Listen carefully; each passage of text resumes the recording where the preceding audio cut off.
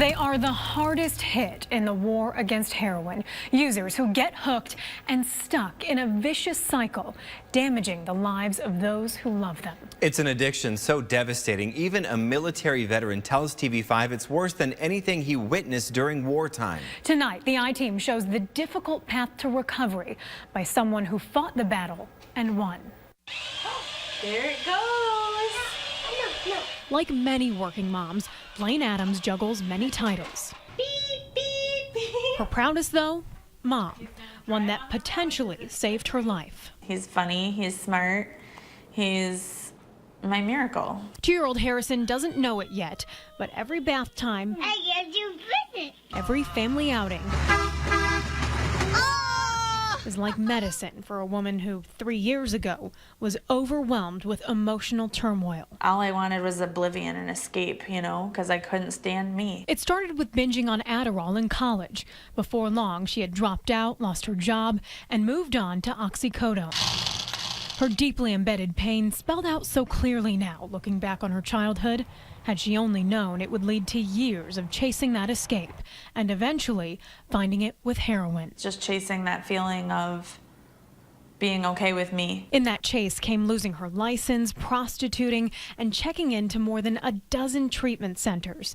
Then, about 3 years ago, it was no longer just her story she was writing. Bringing it again. I hate myself. Not only am I harming me and ruining my life, now I have a child, you know, that I have to take care of. Adams and her boyfriend CJ, both addicted to heroin, got the miracle they needed. They were pregnant with Harrison.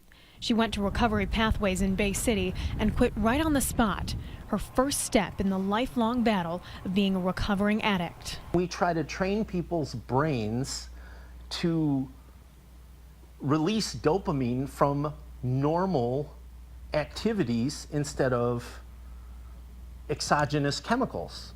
Dr. William Maroney says only a small percentage of people have the brain chemistry of an addict, and once their brain is exposed to certain chemicals, it's hijacked. You can only control this much in addiction.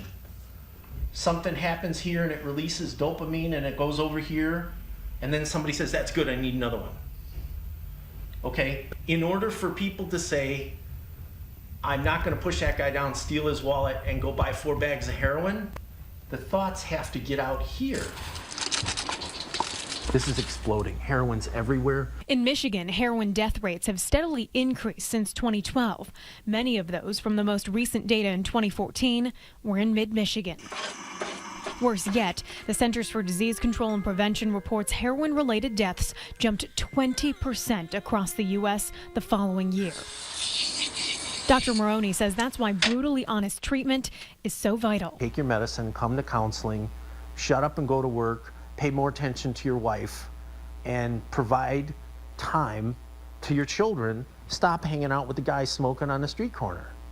But that's what we tell people here. Dr. Maroney outlines 3 ways to get a handle on heroin addiction: decrease the prescribing of medication that leads to substance abuse, increase access to the opioid overdose antidote naloxone, and expand medication-assisted treatment. It is a true illness, so it needs to be treated by treatment providers. Joel Strauss says the Bay County Health Department has used Dr. Maroney's expertise to develop 3 target areas to curb the epidemic: criminal justice, community engagement, and a big focus on treatment. Strauss adds for addicts and the community, treatment is a better option than jail time.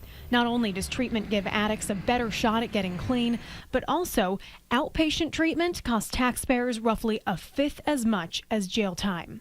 The average person that gets hooked into addiction is not a criminal. They're put into bad circumstances, and they will do things that are unfathomable.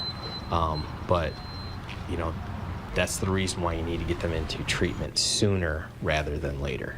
I think there's a huge stigma with everybody sort of feeling that It's a weakness, and that addiction is basically the person that you're seeing on the side of the road with a needle hanging out of their arm.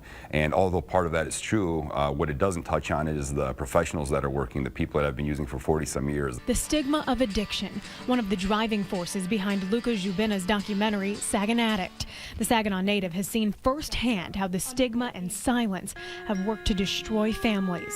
I joined the military in 2004. I actually lost more people that I knew in Saginaw during that time than I did in the military. More than a dozen addicts, recovering addicts, and those mourning an addict tell their story in his upcoming documentary.